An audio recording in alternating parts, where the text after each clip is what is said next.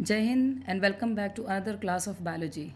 Last week we discussed about the different organs of the excretory system, and in that I told you the nephron is the structural and functional unit of kidney.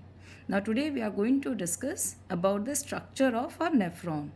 Now this nephron, as you can see on the screen, is a tubular structure, and the term nephron is derived from a word nephron of a Latin word which means kidney.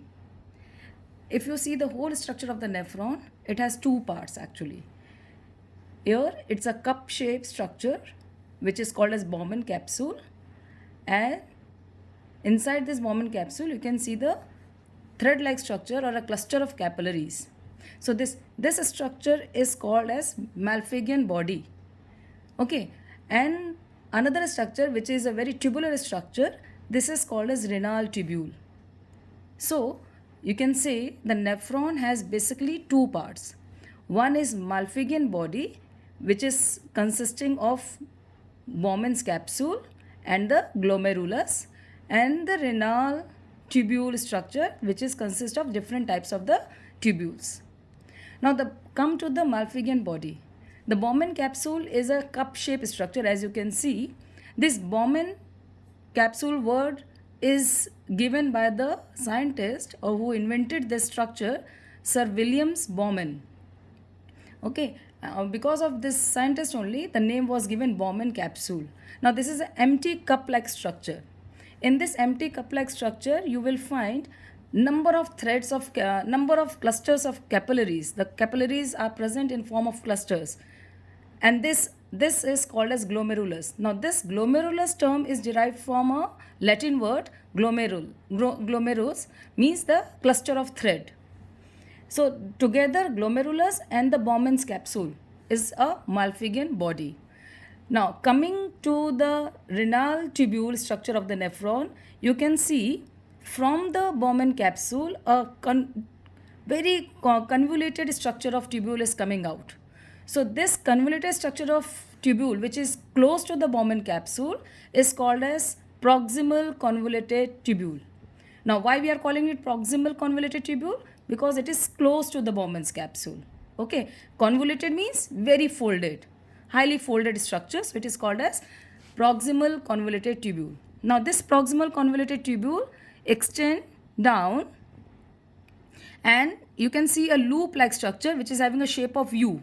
Now this loop like structure having shape of U is called as loop of Henle. This loop of Henle is having two limbs. One is the descending limb, another is the ascending limb.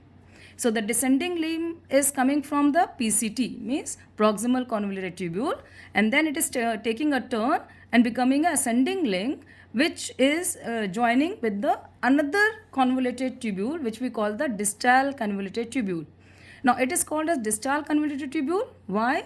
Because it is far away as compared to the PCT from the Bowman's capsule. So it is called a distal convoluted tubule. Now distal convoluted tubule, again it is very folded, so it is convoluted, we are saying it. Now this distal convoluted tubule is connecting to another duct which we call the collecting duct. Now this collecting duct is connected to many other nephrons, and this is the duct where urine gets collected, and then this duct is connected to the pelvis, and from the pelvis the urine passes through the ureter to the urinary bladder. Now in this whole structure you find the renal tubule is completely enriched with the capillaries.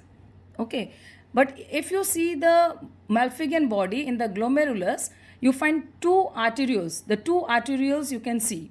Now these two arterioles are very important actually. One arteriole which is a part of the renal artery is bringing the blood to the Bowman's capsule in the glomerulus, and this is the arteriole which is bringing the blood is called as efferent arteriole, and one you can see it's coming out from the Bowman's capsule. So which is coming out is called as efferent arteriole.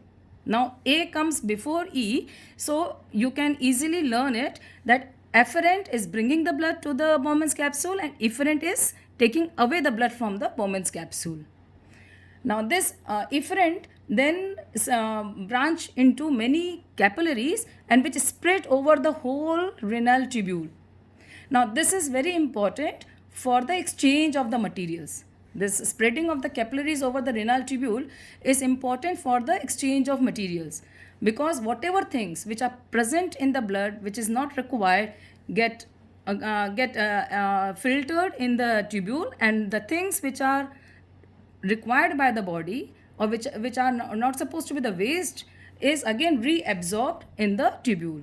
So that is why this structure, the whole capillary structure which is spread throughout the renal tubule, is very important. And this spreading of this capillaries which are spreading throughout the renal tubule is called as peritubular capillaries. And these peritubular capillaries are actually the connecting link between the renal artery and the renal vein. Okay, as you can see, this becomes the connecting link between the renal artery and the renal vein. So in the end, I just want to tell you that whole nephron is having two parts. One is Malpighian body consisting of Bowman's capsule and glomerulus, and other tubular structure is called as renal tubule, which is having three parts: PCT, loop of Henle, and DCT. Then DCT finally connects with the collecting duct. Now one thing I just want to tell you, as I told you before, the kidney is having two major parts. One is cortex, another is medulla. So the nephron which are present in the kidney, because kidney is made up of millions of nephrons. So the nephron part which is present in the cortex is PCT and DCT and the Bowman's capsule. The loop of Henle is generally present in the medulla of the kidney. Otherwise, PCT, DCT and Bowman's capsule are present in the cortex of the kidney. Okay. So once the urine is formed in this whole structure, gets collected in the duct, collecting duct, from there it reaches to the pelvis of the kidney. From the pelvis it reaches to the ureter, and from ureter it reaches to the bladder of the excretory system. So this is all about the structure of the nephron. In next class I will tell you about the formation of urine. Okay, so that's all. Thank you everyone.